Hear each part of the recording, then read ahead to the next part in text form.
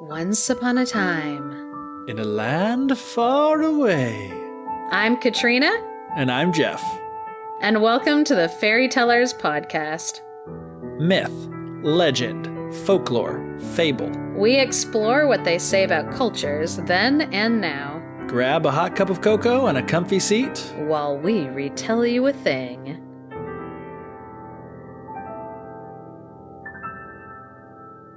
Welcome back to the Fairy Tellers Podcast.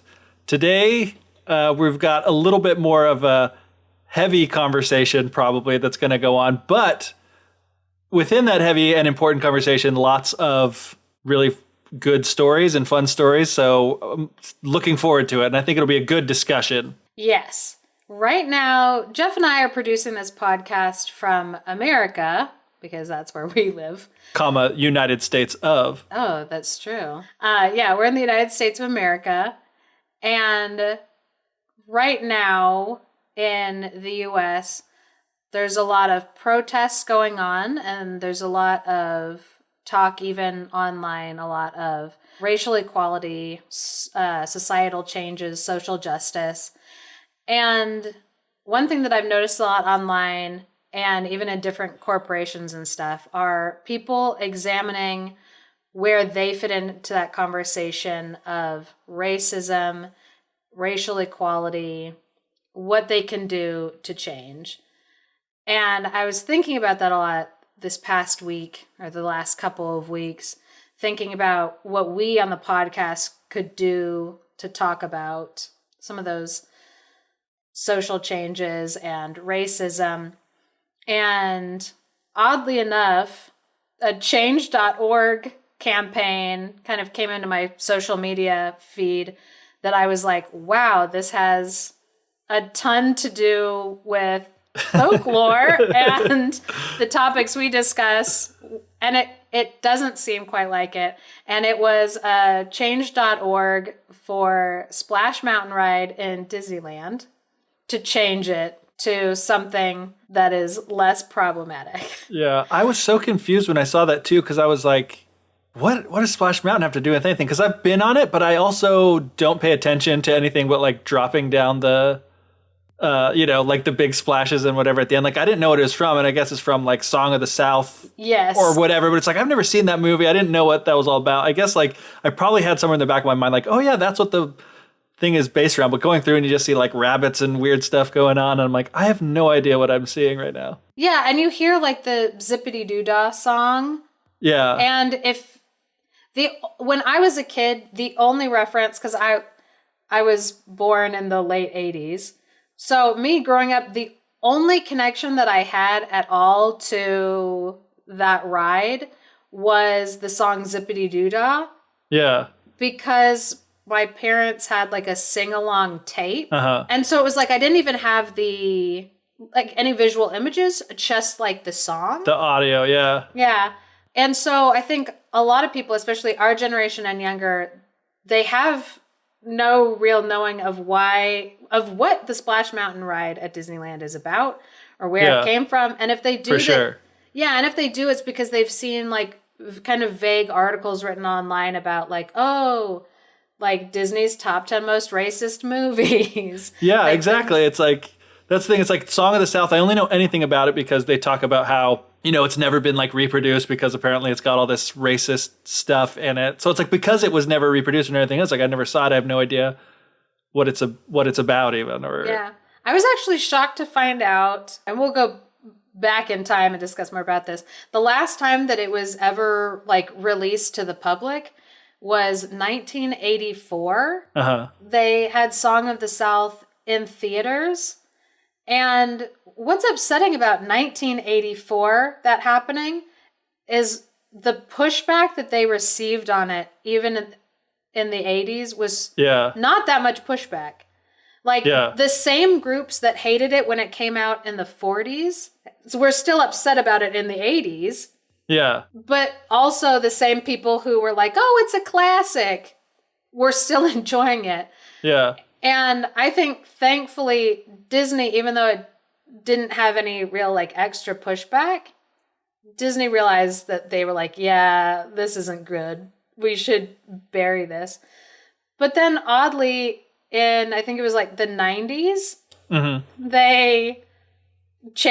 they made the Splash Mountain ride because they wanted a flume ride. Oh, wow. So I didn't realize that that's how recent that Splash Mountain was. So Splash Mountain opened up in 1989. And it was because they wanted a flume ride. They wanted something that had a drop in it. Because they wanted to get older people interested in going to the park instead of just like children and parents of children. They wanted like teenagers to want to go. Yeah, because you think of like the older and the oldest like Disney rides, it's like, you know, you're just like, oh, floating through like the scene, or like Pirates of the Caribbean. You're just like literally like just floating through and seeing the animatronic things walking around. There's no like, it's not like a roller coaster. There's no excitement. So they're trying to be like, there's a big drop on this one, so come and enjoy. Yeah, like come and see it. And then it needed to be inside of Critter Country. And they were reusing some of the animatronics that they already had from, I want to say it was like a Country Bear Jamboree story or something like that. Oh, yeah. They had like leftover animatronics or old animatronics from a different section of the park that were animals. Yeah. And so they wanted to use those. And so they came up with the idea of basing it off of the cartoon portion of the Song of the South movie. So you guys might be wondering, okay, but what does this have to do with folklore? That was going to be my question too. I was like, we suddenly became a Disney Parks podcast. But yeah, so I'm really interested to know how this ties back into folklore. So this year I had made like a goal for myself that I was going to study more African and African American folklore and bring it up more on the podcast, because African folklore is actually one of the like least studied regional folklores. Yeah. And so a lot of the things that I have been looking at have been talking about a person called Joel Chandler Harris.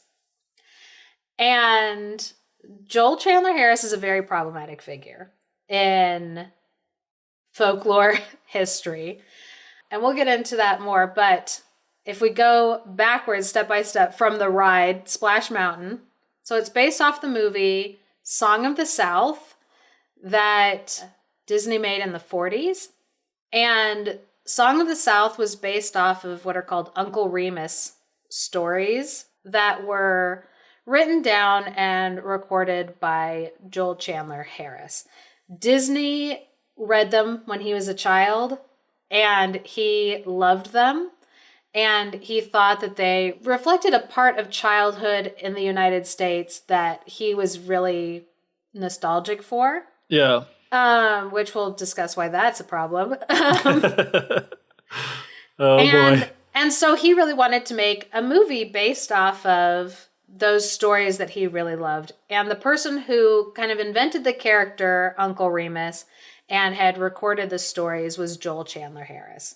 Gotcha. One of the only good things that I'm going to say about Joel Chandler Harris, and it really is, people who like folklorists, they begrudgingly have to give him the tiniest amount of credit for this one thing.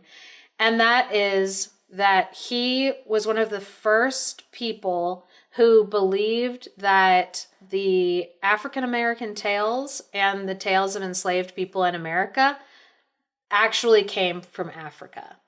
Most people, when they would hear the stories, the African American tales, they would think, oh, they either got them from Europe through, being around the white Europeans in America, or they got them from the Native Americans that also obviously lived in America. Right. Or they thought maybe these stories came through from India, because some of them are similar to stories in the 1001 Nights. And nobody wanted to credit the stories that African Americans told with heritage from Africa. But Joel Chandler Harris, I don't think he had a lot of evidence to support his claim, except that he really did feel that the stories had originated in Africa. And it wasn't until more recently that there's actually been proof and evidence that these stories were from Africa. Yeah. And so I thought before we kind of get in too deep into Uncle Remus and Joel Chandler Harris and why Splash Mountain should definitely refab itself, I thought we would first tell a tale from Africa. It's an Anansi story. People might be familiar with that name because, like, throughout the years, kind of the most common stories that people know from Africa is like, oh, wasn't there like a trickster spider? And it's like, yes, that's Anansi. And so Geoff is going to tell us one of the first Anansi stories. Yes, I'm excited. It's a good one.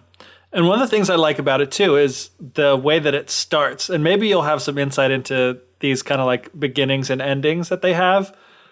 Because we have a lot of, in European and other folklores, like once upon a time stuff. But this one starts with kind of a little saying just by the storyteller, similar to Once Upon a Time. It's like a meta part of the story. Yeah. So it starts with this little quote by the storyteller. We do not really mean that what we are going to say is true. Which, besides just sounding cool, is like a cool idea too. It's like, listen, we know this isn't true, but it's fun. So here we go. So it starts off, Kwaku Anansi, or as he's known to his friends, simply Spider. He goes to Nyankopon the Sky God and he's like, hey, Sky God, I want to buy your stories. And so the Sky God kind of looks at Anansi and is like, do you think you're going to actually be able to buy them? And Anansi's like, yeah, of course I will. The Sky God says to him, he's like, great and powerful kings and whole towns and powerful families have come to try to buy these stories before. What makes you think that you can buy them? And so Anansi's like, well, how much are they going to cost? And so the Sky God is like, well, you can only buy them with Onini the python, Osebo the leopard, Moatia the fairy, and Molboro the hornets. And Anansi's like, easy peasy. I'll bring you all of these things. You know what? I'll even throw in my own mother to sweeten the deal. And so this guy goes, all right then, put your creatures where your mouth is, bring the creatures to me and we'll give you the stories. And so Anansi goes and he tells his mother this plan, like, hey, I'm going to try to buy the Sky God stories by getting these creatures. And also I'm going to give you to the Sky God as well for the stories. And she's apparently totally cool with it because it doesn't say anything about she's not. So then Anansi goes and he consults his wife, whose name is Aso. And that's one of my favorite things about this too, is like everything has a name. Yeah. Anansi consults his wife Aso and he's like, okay, I need a plan. I want to capture Onini the python. What should I do? And so his wife's like, okay, here's what you got to do. You got to cut off a palm branch and get some string creeper and then take that down to the stream. So he's like, okay. So he gets a palm branch, gets some string creeper, and takes it to the stream. And as he's walking along the stream, he starts having this like imaginary argument with his wife saying like, oh, no. Onini's way longer than this stick. There's no way that he's shorter than this stick. And Onini overhears him having this like fight with this imaginary person. He's like, what are you fighting about? He's like, oh, it's nothing. My wife thinks that this stick that I'm carrying is longer than you, but I think she's a liar. It's like, nothing could be longer than you. And Onini, I guess it was playing into his vanity a bit. He's like, well, bring the stick over here and try to measure me. So he stretches himself out along the stick. And as he is stretching himself along the stick, Anansi takes the string creeper and like wraps it all around from tail to head and ties Onini to the stick. And he's like, ha! You fool! I'm going to take you and sell you to the Sky God for his stories. And so he does. He takes him to the Sky God, and the Sky God's like, all right, I've got Onini the python. What remains still remains. So Anansi's like, all right, next, the hornets. So he goes back to his wife, Aso, and he asks, okay, what are we going to do to get the hornets? And so his wife's like, I've got a plan. Go and get a gourd, fill it with some water, and then take that off, and you can use that to capture the hornets. And Anansi's like, I got it. So he does what she says. He goes and gets a gourd, fills it with water, and he heads out. And as he's walking along, he comes across the hornets, Molboro, the hornets. And when he sees the hornets, he takes the gourd and he splashes them with water and then dumps the rest of the gourd on himself and covers himself with a plantain leaf. And he's like, oh my gosh, it's raining. Hey, hornets. Can't you see that it's raining? Look at me. I'm hiding under this leaf to get out of the rain. you should go in this gourd over here and get out of the rain. And the hornets are like, oh yeah, we are soaking wet. Oh, thanks. So they zip in and fly into the gourd. And once they're inside, Anansi pops his hand over the entrance of the gourd and traps him. And again, he's like, ha, you fools, I'm going to take you to the sky god in order to get his stories. And so Anansi takes the gourd full of hornets to the sky god, and the sky god's all right. There remains what still remains. And so Anansi goes back to his wife. He's like, all right, now we got to figure out how to catch Osebo the leopard. And so also his wife says, okay, what you need to do is you need to go and dig a hole. And Anansi's like, okay, wait, stop right there. I think I see where this is going. And he sets out to go and capture the leopard. Anansi goes off to search for leopard tracks. And he finds a place where he sees the tracks of a leopard walking to and fro. And he's like, okay, this is a path the leopard takes. And he digs a hole right along this path and then covers it with like sticks and branches and leaves and whatnot so that he can lay a trap for the leopard, as you see in the cartoons all the time. Yes. And so he goes back home for the night. And then early the next day, right as the sun's coming up, he goes back out and he finds the leopard that has fallen into his trap in the pit. And for some reason he decides he wants to mock the leopard. He's like, ugh, leopard, come on, man. I told you not to get drunk. You're totally wasted. That's why you fell into this pit. It's like, and if I let you out, you're just going to come after me and you're going to chase me and my kids. And he's like, I can't let you out today. And Osebo's like, no, I won't chase you or your kids. I promise. And so Anansi's like, okay, if you promise, I'll let you out. So he puts in 2 sticks into the bottom of the pit to the edge so that the leopard Osebo can climb up. And just as Osebo starts climbing up, Anansi lifts up his knife and whacks Osebo right on the head, knocking him unconscious. Which I was like, whoa, this totally escalated to like using knives and things like that. I was like, all these other things have had more of a, I guess he trapped him in the pit, but he can't carry a whole pit to the sky god. So after knocking Osebo unconscious, takes him up to the sky god. And the sky god's like, okay, I've got the leopard, but what remains still remains. So Anansi comes back down, and now he's got to catch Moatia, the fairy. And he's learned enough tricks from his wife also by this point that he doesn't even go to consult her. He's just like got his own plan all figured out. And so what he does is he carves out an aqua child, which is like a little wooden, basically a doll, and he covers it in sticky fluid. I was like, was it sap? Like I was trying to remember what the sticky fluid was, like if it was sap or honey or it didn't say, it just said sticky. It didn't say in the like actual text. It just said a sticky fluid. And I was like, he's a spider, maybe it's like webs or something, but that's not really a fluid. Spiders do have sticky webs. Yeah, so it's like, we could tie it in thematically. Yeah. But whatever it is, it's some sort of sticky substance. And he mashes up yams, puts it in the doll's hand, puts the doll in a basin, and sets that basin at the base of an odum tree where fairies are known to want to hang out and play. And he ties a string around the doll's waist and goes off and hides kind of off in the distance. Which is like, this is a pretty complex plan compared to the other ones. So after a while, the fairies come down to play. Moatia comes around and her sister is with her and sees this doll standing there with the food in his hand and is like, oh, I'm a little hungry. So Moatia goes up and asks the doll, is like, hey, can I have some of this delicious mash? And so Anansi gives a small little tug on the string that makes the doll like nod its head. And so the fairy's like, oh, great, thanks, and eats a bunch of the mash and then thanks the doll for sharing the mash, but the doll doesn't respond. And so the fairy's like a little bit offended and is like, this is kind of rude. It turns to her sister and is like, I said thank you to this person for sharing their mash and they did not respond. What do you think I should do? And so the sister's like, you should smack them.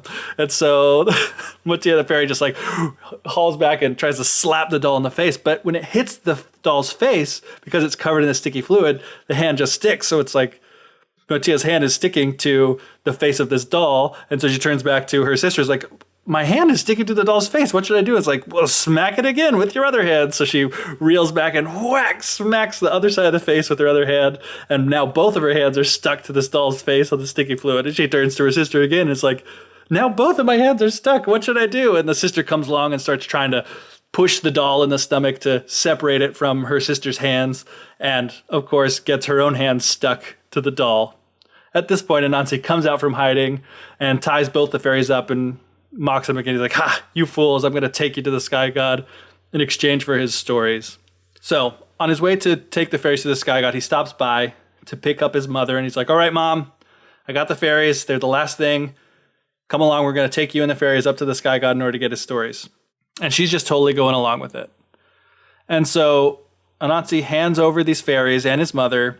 And the sky god is like, oh man, this has literally never happened before. I don't know what to do. So he calls all his elders together and kind of asks for their advice. He's like, many great kings have come, tried to buy my stories, but they were all unable to. But Anansi brought me Onini the python, Osebo the leopard, Moatia the fairy, Moboro the hornets, and he's given me even his own mother of his own free will.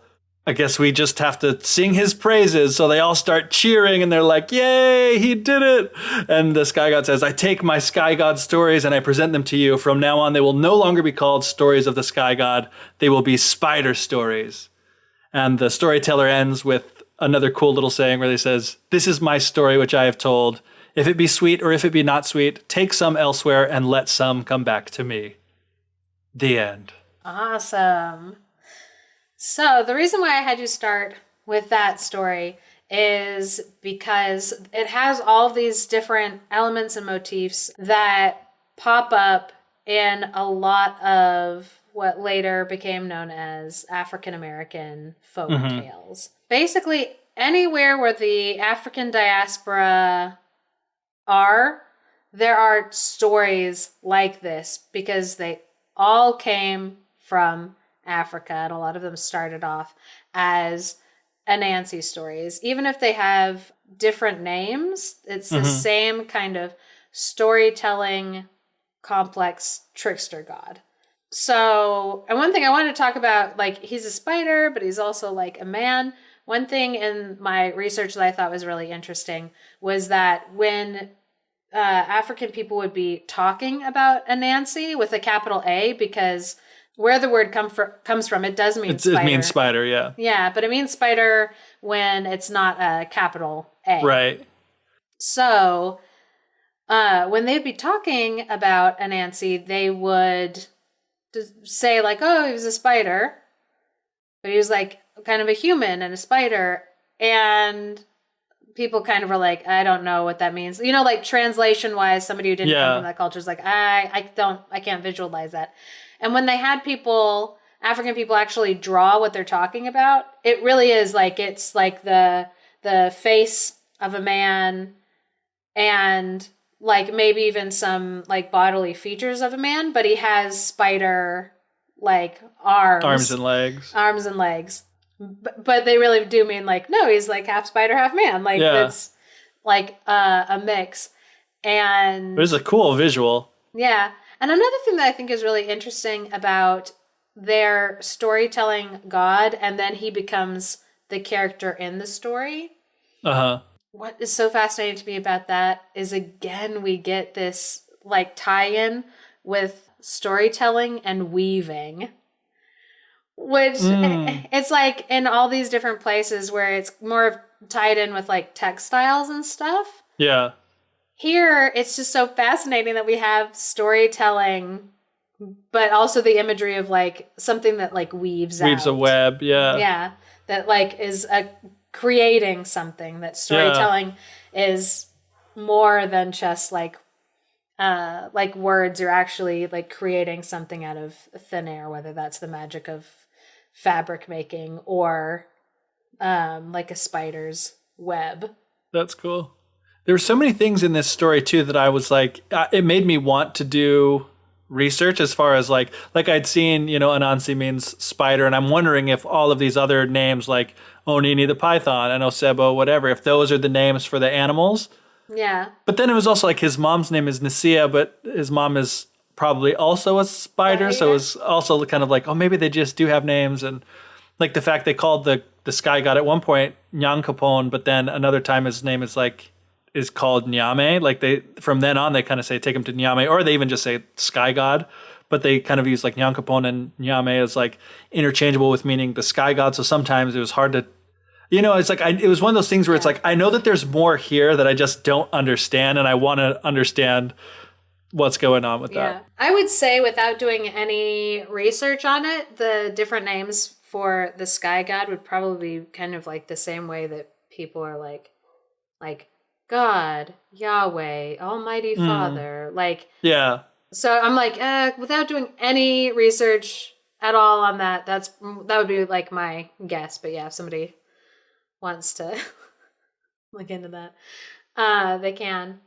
But yeah, there's a lot when you look at like a different culture's folklore. There's always a lot that you know that you're just not getting. Yeah. That by not knowing any of like the back information, you're like missing parts of it. And that's the same way that like we talk about like folklore, our memes, that there's cultural information that's like encoded in there, but like if you don't know what is being referenced back to, like in the meme, you don't understand it. Yeah, you're looking at the meme, and even something like the face somebody's making in the picture or whatever might be funny, or you kind of get the main idea of it. Yeah. But you don't fully understand it or appreciate it because you don't know what it's referencing like back to. Yeah. I just watched Jurassic Park for the first time. So now I understand a whole lot of memes. Like objects in mirror are closer than they appear. Or they're like, that crazy son of a bitch, he did it. The whole time I was watching, I was like, oh my gosh, there's that meme. And my husband was like, this movie's been out for a very long time. It's pathetic that it took this long. It's crazy too to go into it for the first time and like recognize parts from the memes. Yeah. Because it's also I love it. Like I love like Star Wars memes and whatever memes, but then like when you go back and watch the movies, or like Lord of the Rings memes, you go back and watch the movie, and then it's kind of like, oh, that's the part from the meme. It was like, dang it kind of takes me out of this movie that I love so much because I'm thinking about this other thing that I love that are so necessarily intertwined, but I wish I could, disengage from one half and the other when I'm, watching the movies. Yeah. Exactly. But anyway. Yeah. So anyway, when people outside of the culture are the ones recording the stories, and again, we've talked about this before, that like if somebody outside of a culture is the first one that is recording the stories, they are always accidentally putting themselves or their values or whatever inside of the story. They're reflecting back like on themselves. Yeah. And this part doesn't make sense to me, so gone. As I was doing my research, there were a couple essays that I was reading in the book, The Annotated African American Folk Tales. And this is a fairly recent book. It was made in like the 2000s. Henry Louis Gates Jr. and Maria Tatar worked together on this one. Yes, we have talked about Maria Tatar. I was going to say, before. Maria Tatar sounds so familiar. I've heard that before on a podcast somewhere, probably. Because I'm like, she comes up a lot because she's a folklorist that's done like a lot of work. We've referenced her in several of the kind of Beauty and the Beast based gotcha. ones because she's written a lot of books and done a lot of research. And so she worked with Henry Louis Gates Jr. and that name should also... Yeah, why does that... So the name Henry Louis Gates Jr. should sound familiar to people. He is an African-American scholar, literary critic. He also was the host of PBS's show Finding Your Roots. So if you've ever seen like Anderson Cooper being told about how his family owned slaves in the past, the person who was breaking him that news was Henry Louis Gates Jr. Yeah, wow, so they really had like a dream team come together on this book. Oh yeah, like Maria Tatar and Henry Louis Gates Jr., yeah.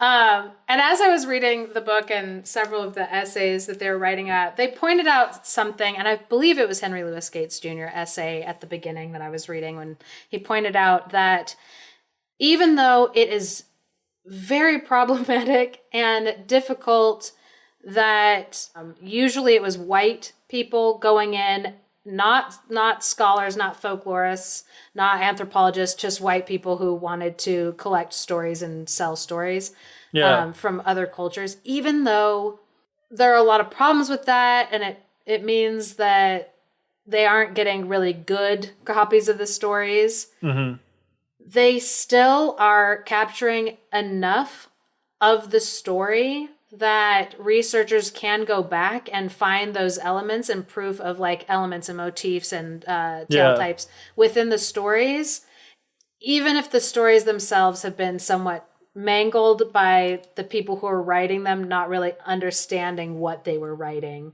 Yeah. Or like how important what they were writing, because those people weren't privy to the information of like the cultural context of like the story. Yeah. But there's still value in the work that they did. Right, because like you said, you can still find the elements that are similar and match them up to other stories and other places and start to make connections, which is what they're all trying to do. One thing that I love about reading stories from cultures that I know less about is that they will have story elements in them that I've never seen before.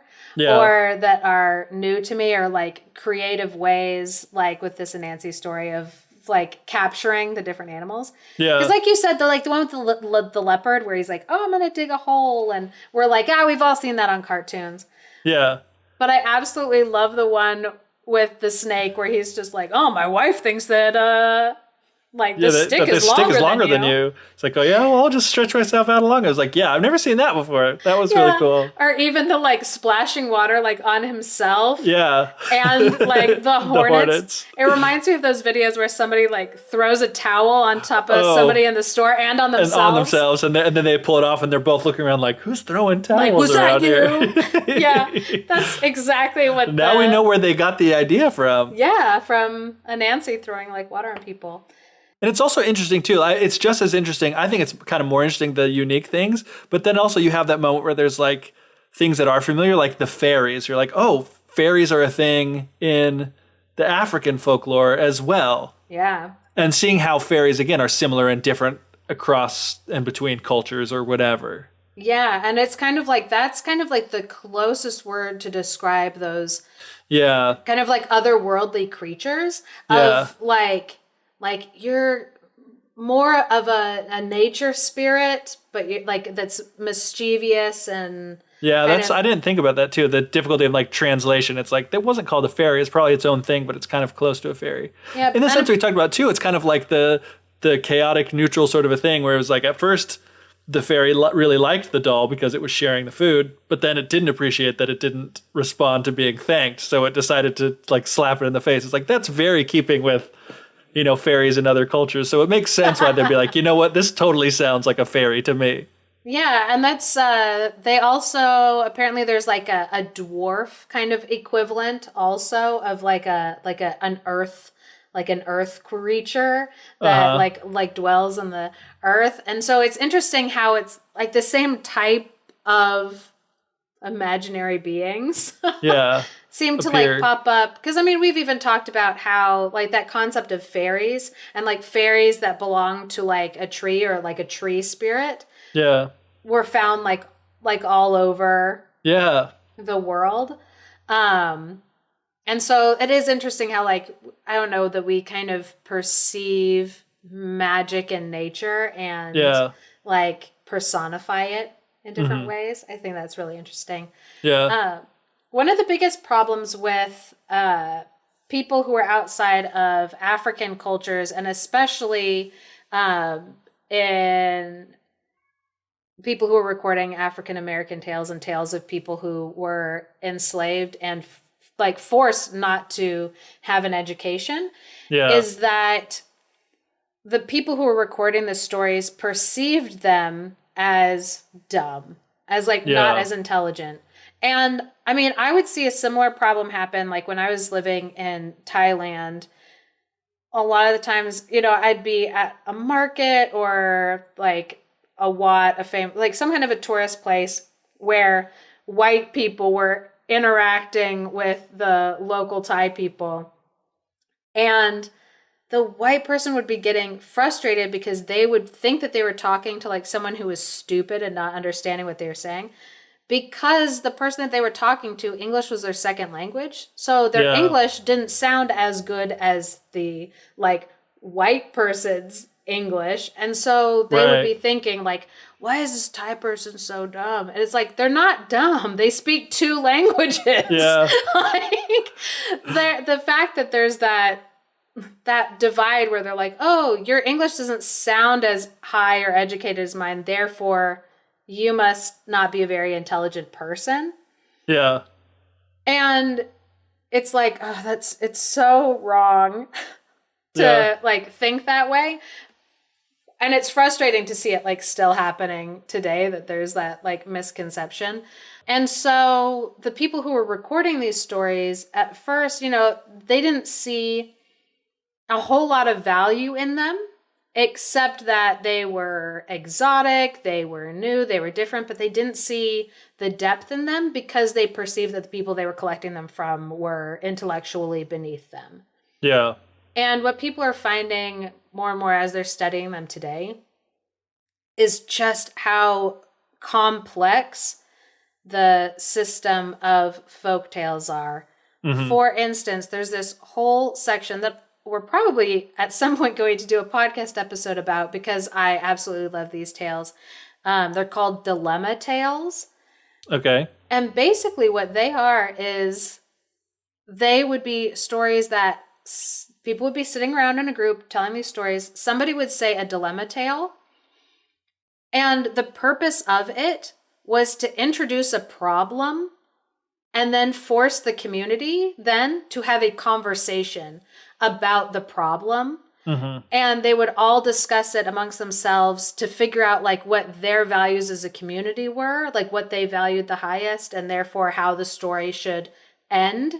Yeah. Or like you'd have a story where like 3 people worked together in different ways to like save a person's life, but only one of those people could be rewarded, like the leader's daughter or something, as a reward for doing this. And they would say like, which person deserves the daughter at the end of the story? Yeah. Because of what they did to save their life. And so the community would have a discussion about like the dilemma, and the story then was just a vehicle for the community coming together and discussing where everybody sat values-wise and what they want to have like as a community. Yeah, that's really cool. Yeah, that's using story as like a very powerful tool. Another thing that they're finding inside of the stories is that their stories usually have a lot of contradictions like within themselves.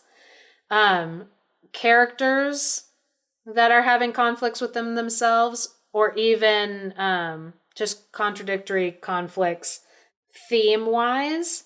Mm-hmm. And again, like those stories were being used to bring the listeners into discussion with their values, with how they would solve a problem.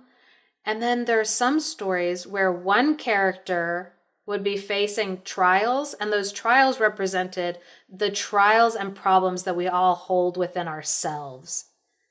Fighting the good and the bad that's within each of us. Yeah. And so the idea that African stories were like, oh, these are just quaint little exotic tales about animals from far distant lands. Like, no, stupid. Like, yeah. They just were not like understanding like the depth in these stories because they were outside of the culture. Yeah. One of the characters that remains one of the most complex characters is Anansi. Mm-hmm. Because a lot of the times, Anansi was being used as kind of a stand-in character to represent humanity and like the issues like within humanity.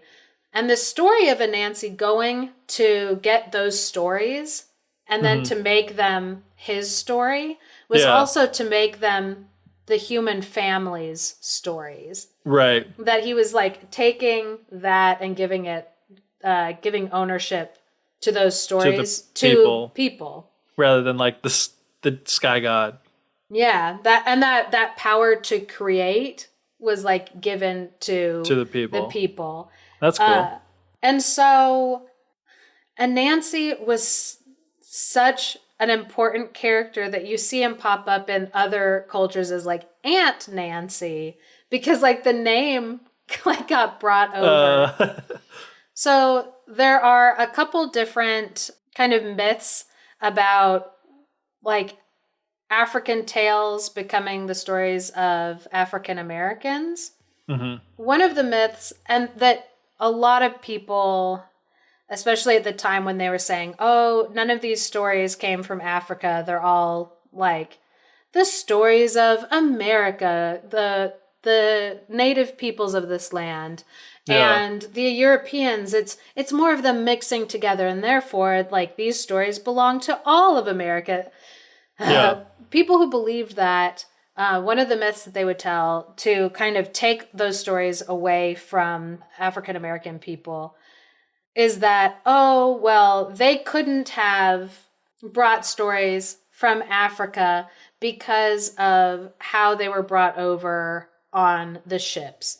They were like, oh, well, people would separate them so that they weren't near people who spoke their same language. Mm-hmm. And so that would have stopped all communication from happening. And chances are they were hearing the stories like the white people were telling each other. And that's where they got their stories. Or so there's this like myth that the white enslavers were like purposefully splitting people up by languages. Yeah. But there is absolutely no proof that that's true. That was Right. just a myth that somebody came up with to And a take stupid ownership one. of the stories away from African American people. Yeah, and a stupid one that doesn't make sense because it's like you can still remember a story for a long time and then eventually tell it to somebody later on. Like, Yeah. it's just dumb. It's just like, not It's only so is there no dumb. evidence for it, but even if that is true that happened, as far as like being separated by language and stuff, it still doesn't prove the point they're trying to prove. That's like, it couldn't have come from Africa.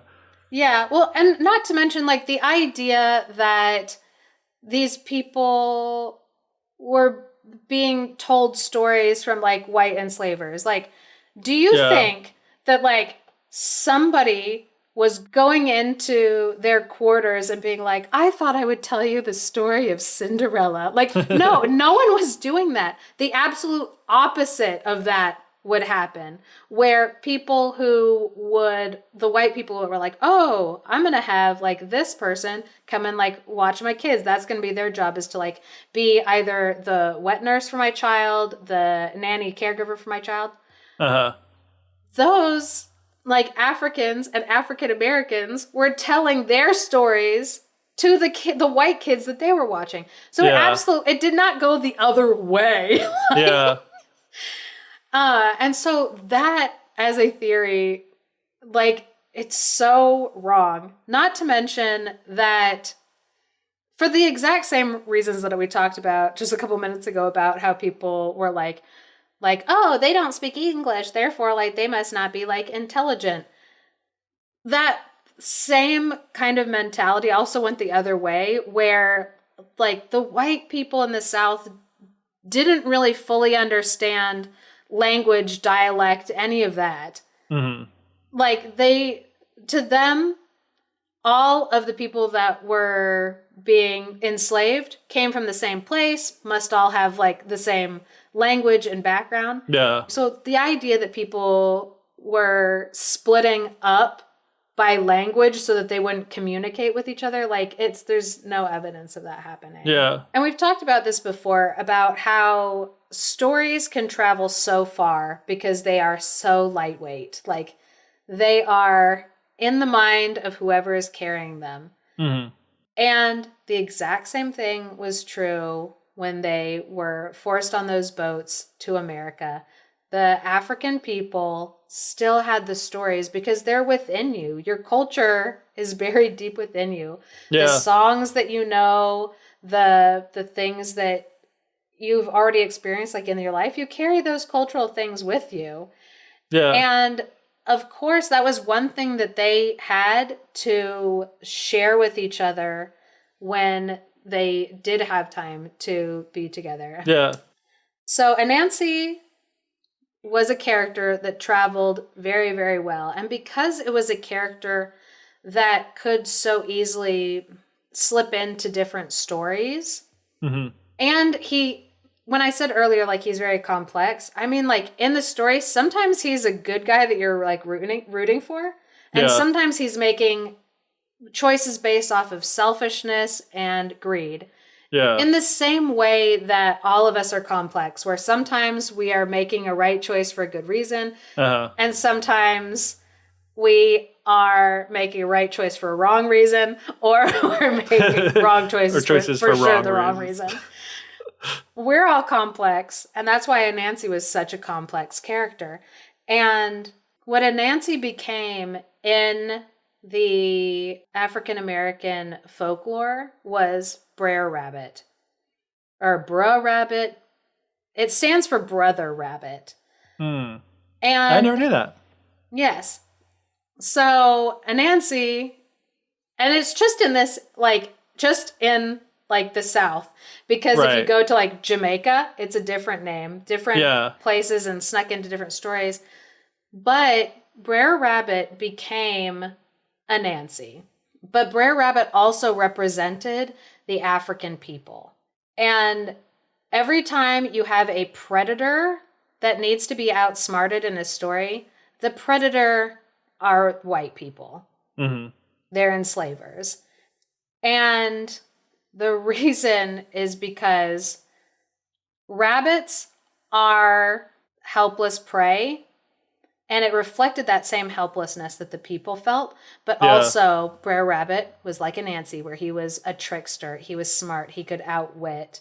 And those stories became a way for them to discuss things that they wanted to maybe do to their enslavers, or just kind of like wish fulfillment. Yeah. That they could even be talking about in front of white people and still have no idea. It hidden. Exactly. Yeah, it's like, oh, it's a story about a rabbit and a hunter. Yeah.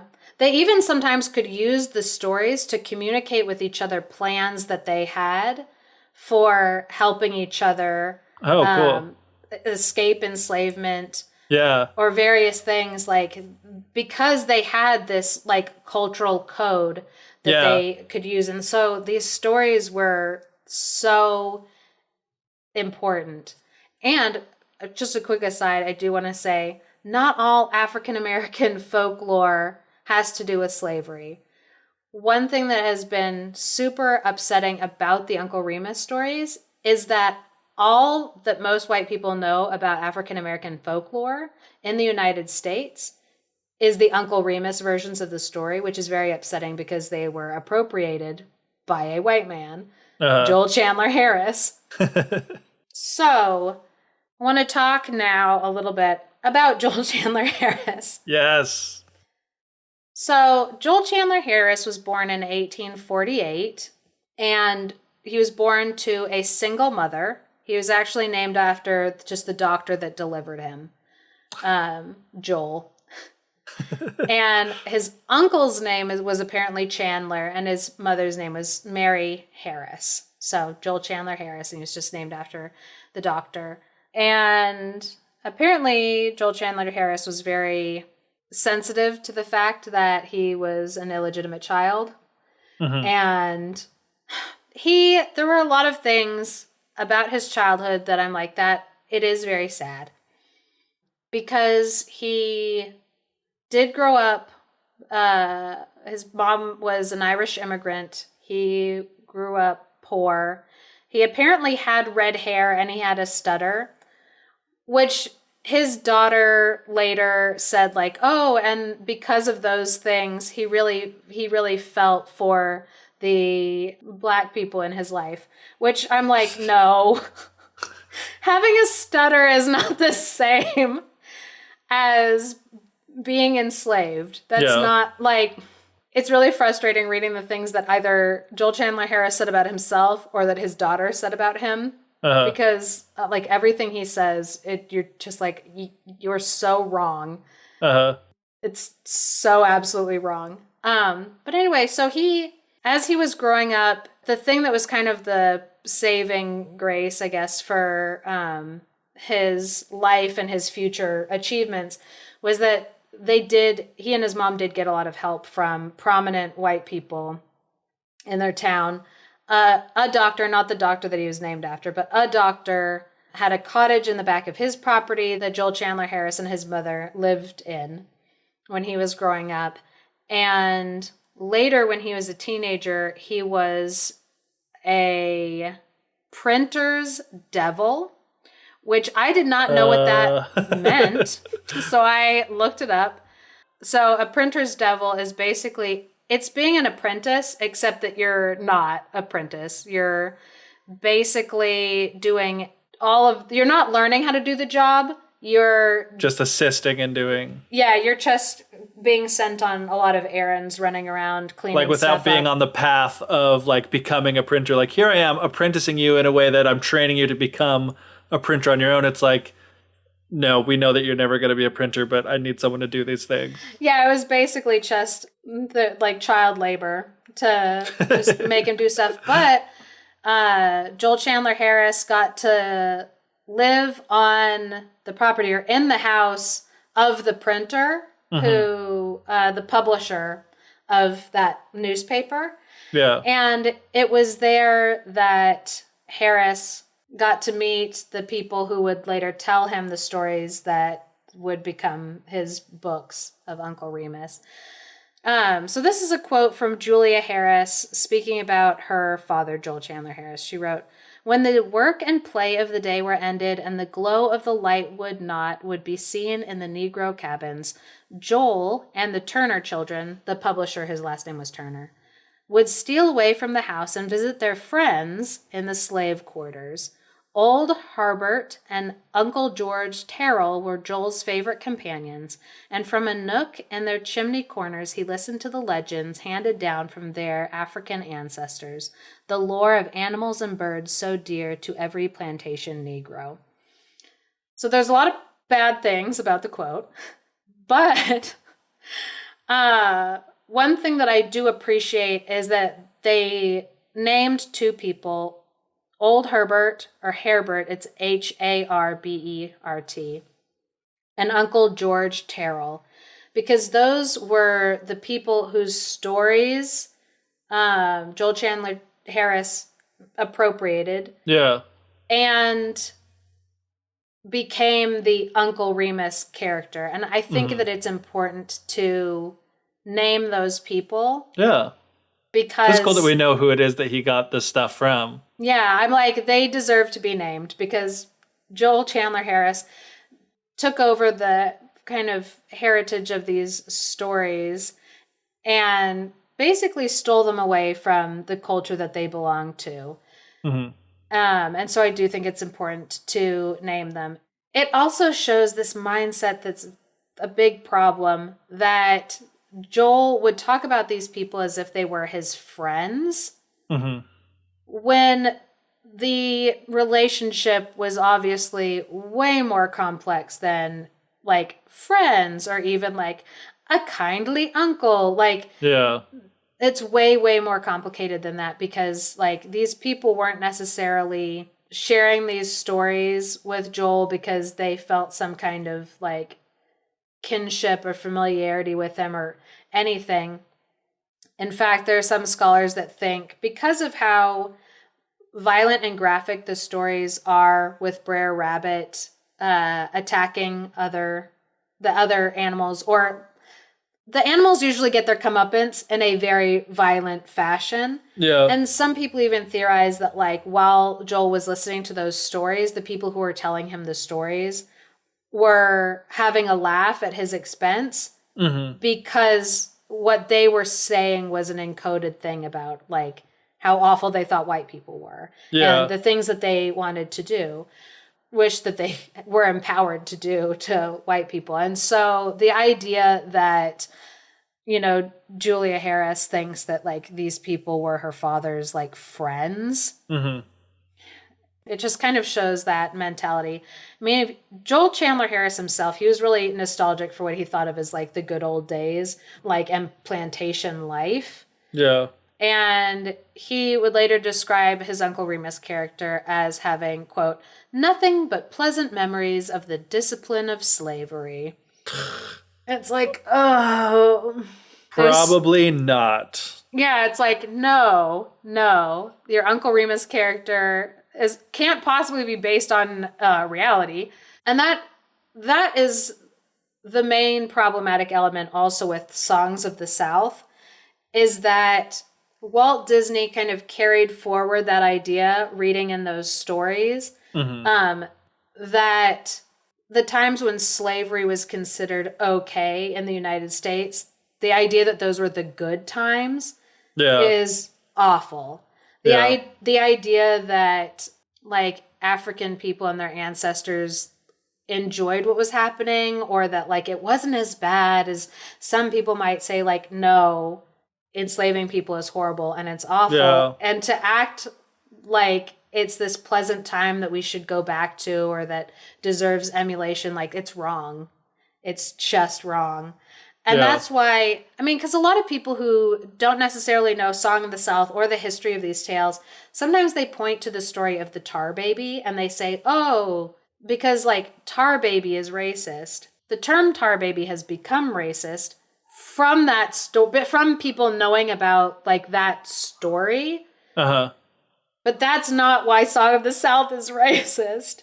Yeah. And why like it's a movie that should not see the light of day in the context of a cartoon. Yeah, I'm not actually even familiar what that story is about or what the history of it is or anything. I was going to tell you. So, Joel Chandler Harris, he would listen to all these stories when he was like a young teenager. And he apparently had very fond memories of these times that he just enjoyed sitting and listening to these stories. And it was wonderful. So, William Owens was an author, and he published an early version of the Tar Baby story, the story of Brer Rabbit and the Tar Baby. And it was published and put into a newspaper that Joel Chandler Harris read, and Joel Chandler Harris hated the story because he said that they had ruined it, that William Owens had ruined it the way that he wrote it. And so I'm going to read you a section of it. I read it out loud to my husband, and I suddenly was like, oh, yeah, I see what his problem was with it. So this is kind of in the middle of this story.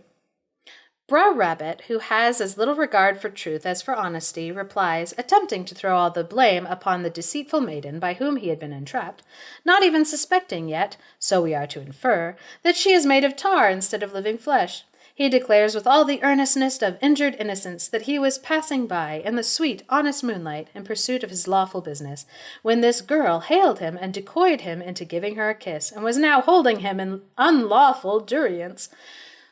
So that was a section of very flowery language. Yeah. It sounds to me like almost like some of the later writings of like Grimm fairy tale books where they were like, oh, we want to like spice this up, make it sound more literary. Yeah.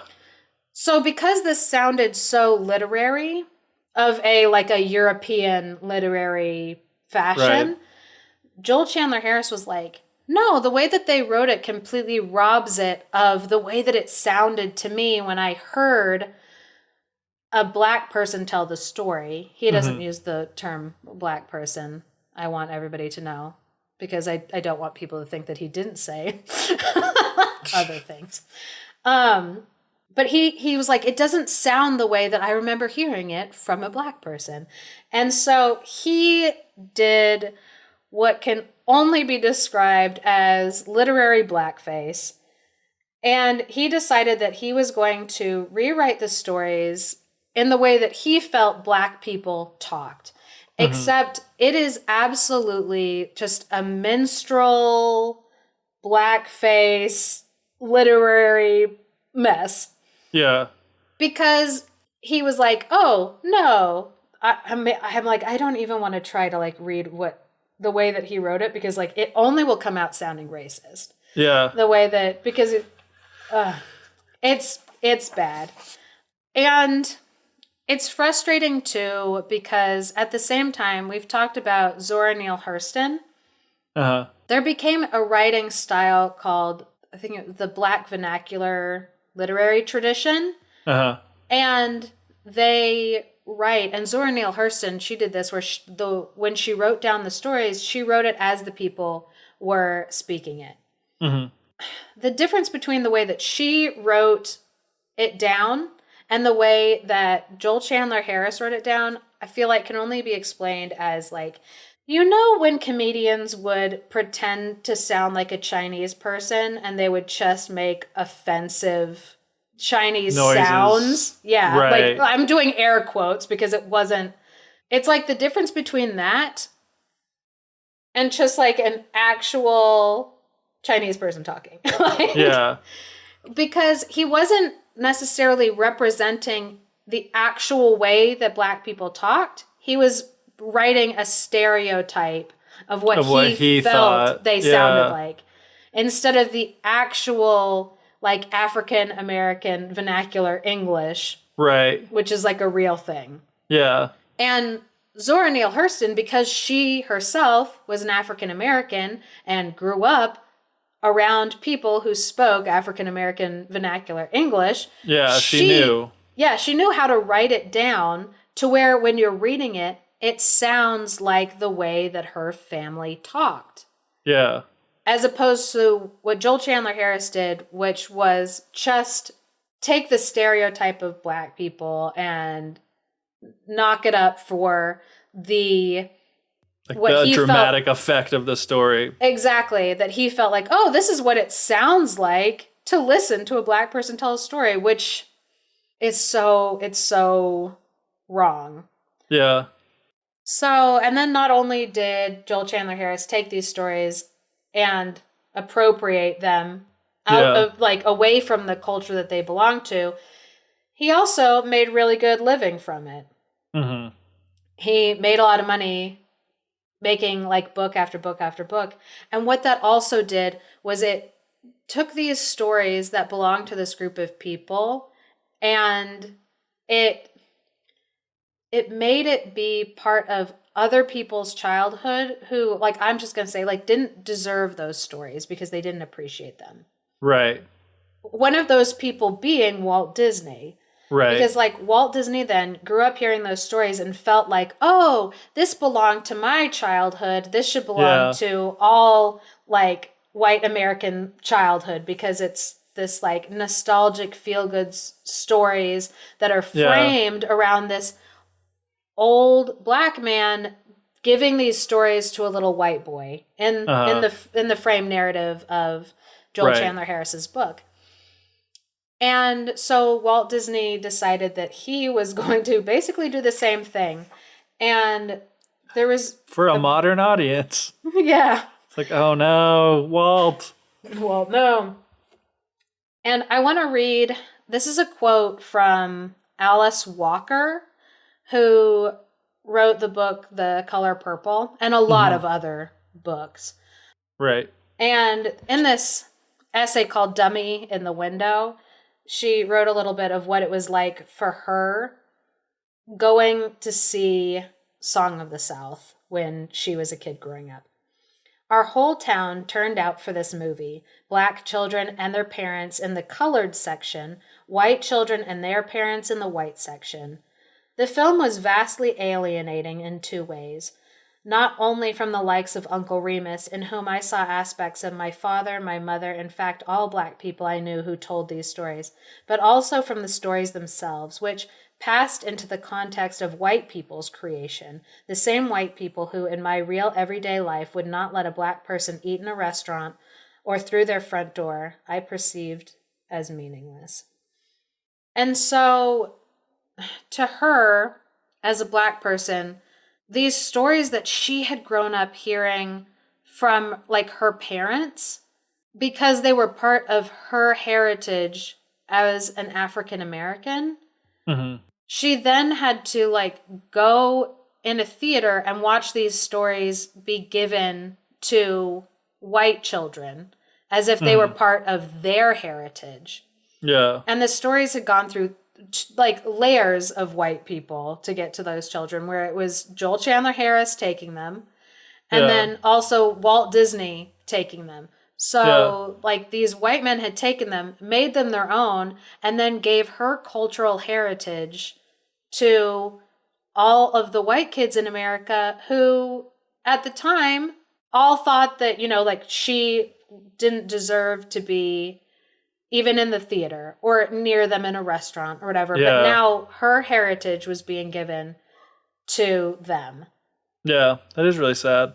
And here's another quote from Alice Walker, because I realize you and I are just two white people, and so we don't have Yeah. like the Black representation to say like how that would feel and what it feels like now in America.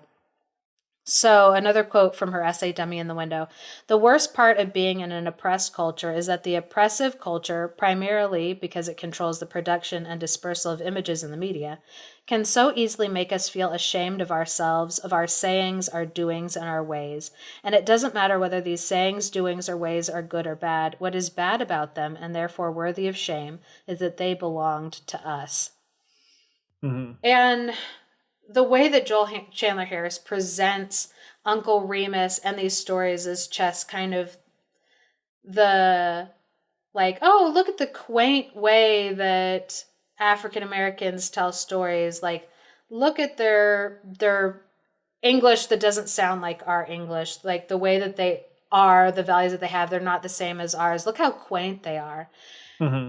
And Walt Disney, like, took that, amplified it, and showed it to the world. Yeah. In Song of the South. And like, I can't even imagine what that would feel like. And one thing that I appreciate in this book, and I do think if people are interested, it is a thick book and it's full of essays and stories. The annotated African American folk tales. There is such like a rich cultural heritage available that are from African Americans that the world can enjoy and appreciate and study.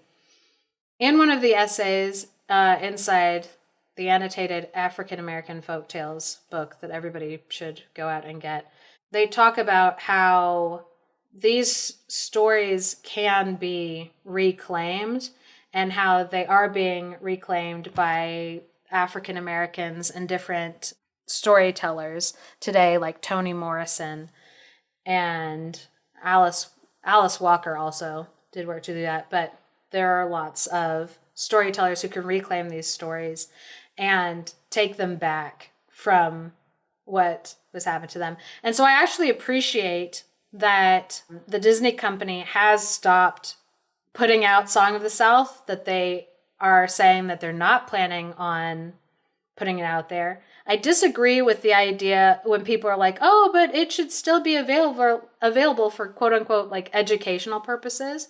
Because I'm like, no, people who are actually studying it for educational purposes, they can find it just easily. Mm-hmm. Like there are places where you can hunt it down and find it like online at different periods of time. There's enough written about it and recorded about it that people who are studying it for educational purposes can look at it and tell you where the problematic elements are in it. Yeah. I feel like the people who are saying that, like, oh no, it should be made available for like other people to see for educational purposes. Like, no, it's a bad argument. And I'm glad that Disney is kind of not pushing the Uncle Remus stories out anymore, because it gives space for those stories to be forgotten in that context. Mm-hmm. And that then creates space for people to come and give them a second life that they deserve through the lens of African American authors.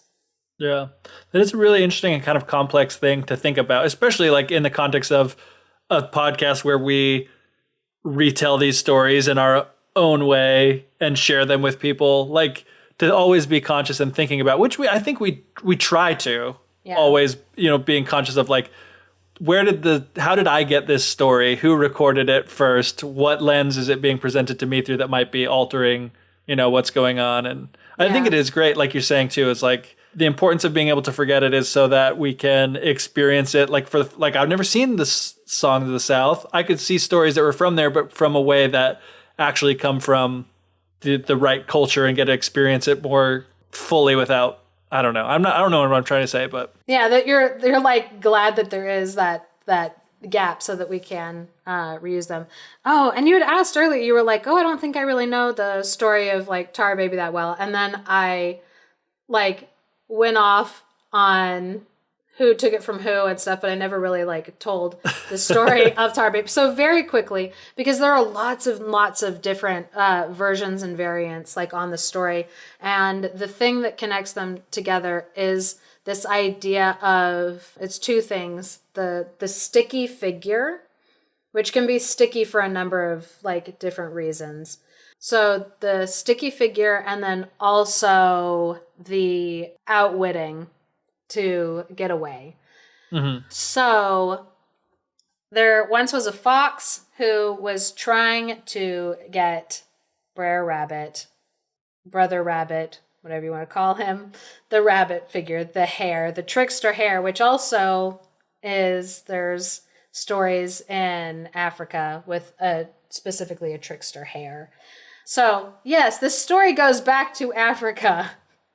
Which I'm like, thank you, I guess, Joel Chandler Harris, for believing that and pushing that idea like at one time. That's really the only thing we can thank him for. It's a problem. But anyway, so Wolf was trying to catch a hare, and so he dressed up a sticky figure, whether with honey, which I guess now the ride Splash Mountain, they never show a baby made out of tar. They only show the rabbit caught in some honey. And so even that, they're trying to like distance themselves from what was the stories that were told within Song of the South. They told 3 different tales in Song of the South through cartoon animation. Mm-hmm. Anyway, the ride wants to distance himself from the image of a baby made out of tar because it has become an offensive term, because people have turned it into an offensive term since that point. Right. Referencing back to that Uncle Remus story. So that racist term is complex too, because it was not intentionally, or at the time that it was written, it wasn't ever meant to be a racist term. But it just became that along the way. Yeah, which I absolutely, because people have asked me like, do you think that tar baby is a racist term? And I'm like, it is, because language means something, and if it means something today, it doesn't matter what it meant in the 1800s. Yeah. If what it means right now is racist. So it's like, yes, like it is. Don't ever call somebody that. So anyway, the wolf makes a sticky figure. Sometimes they make it in like the figure of like a woman, because I guess that's like more alluring. Uh-huh. In the Uncle Remus story that he wrote down, that Joel Chandler Harris wrote down, it is a female rabbit, it seems like. Uh-huh. But in Song of the South, it's not. But anyway, makes a sticky figure, and the rabbit comes along and says something like, "Oh, how do you do, miss?" And the like figure doesn't say anything back. And then they're like, "If you don't say hi to me, I'm going to slap you in the face." And it doesn't say anything, obviously, because it's just a doll. And then they slap it. Their hand gets stuck. They slap it again. Oh, no, both hands. They headbutt it. Oh, its head stuck. Now they're pushing on it with their feet. And pretty soon they are just like held in this blob. So then along comes the wolf laughing because he caught them, or caught the rabbit that he had wanted to catch.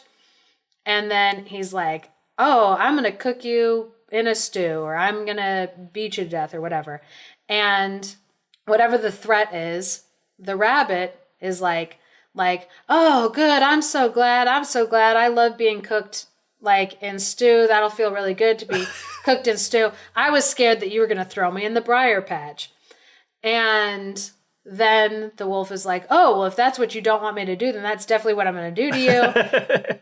Throws him into the briar patch, and then he laughs like, "You're so stupid. I was born in a briar patch," and then like runs off. So he was able to outsmart their captor. And that's really quickly a bunch of different versions of that story all globbed together, because I am like, nope, the fastest way to tell you this story. And so you can see like the elements of the way that Anansi caught the fairy. Yeah. But then it's interesting. Doll that was sticky stuff and slapping it one hand and the other. Like, yeah. And even kind of like the outwitting is a little different. Right, because it goes the other way. Like the one that's Exactly. caught outwits them to get free, rather than that being the way that they use it to catch the fairies, like in the Anansi story. Yeah. And unfortunately, the thing about studying these types of African American folk tales is that the culture that created them, that changed them from the way that they were in Africa, the culture that changed them was a culture of people who had been forced into enslavement. Yeah. And so the stories, not all of their stories, I really want to stress that, because sometimes it gets boiled down to this one thing, and that's the only thing that those folk tales have to offer, and it's not. Yeah. But a lot of those stories, they have been changed and put through a lens of enslavement, because that's what was happening in the culture, and they were changed and affected by the people that had happened to. Yeah. And so it's so complex, because it's like, it's beautiful that those stories were able to give a people a sense of collective culture. Yeah. But it's, as beautiful it is, it's a human travesty. Like it's horrible that it had to happen. As beautiful as it is to say like, oh, it really, like, something beautiful came out of something horrible. It's like, but the horrible thing shouldn't have happened. Yeah. Even if something beautiful was created out of it, beautiful things get created out of not horrible things happening. I think. Yeah. I would have liked to see a world where, that hadn't happened. But that's not the case. But that is not the case. And so, as nice as it would be to end the podcast on this positive note of but look at all the beauty that was created out of this enormous centuries-long human rights violation. Yeah. No, millions and millions of people have suffered, and the suffering isn't over yet, because there is still systemic racism in the world. So I guess the thing that I would want to add to the conversation that's currently happening in the United States is that there's a lot of reflection that needs to go into any system that you are within, or any company that you're in, any academic principle that you study. There is stuff to be looked at and analyzed and changed. And it's really interesting to me that the way that our podcast right now got to the discussion that we're having is because people are looking at places like Disney and being like, what can you change to do better? And I absolutely do think that if they want to fully bury Song of the South, they need to do it. Thank you for listening to The Fairy Tellers. If you are enjoying what we're doing, please support us by leaving us a review or share us with your friends. Special thanks to Andrew Forey for our music and Clarice Inch for our artwork. If you are a dreamer, come in. If you are a dreamer, a wisher, a liar, a hoper, a prayer, a magic bean buyer, if you're a pretender, come sit by my fire, for we have some flax golden tales to spin. Come in, come in. Invitation by Shel Silverstein. You were saying the name of his mother that he was bringing her, which I think is hilarious. That he's like, also, here's my mother, just for good measure. Yeah, it's like no one asked him for his mother. But he's like, I'm going to bring her along anyway. So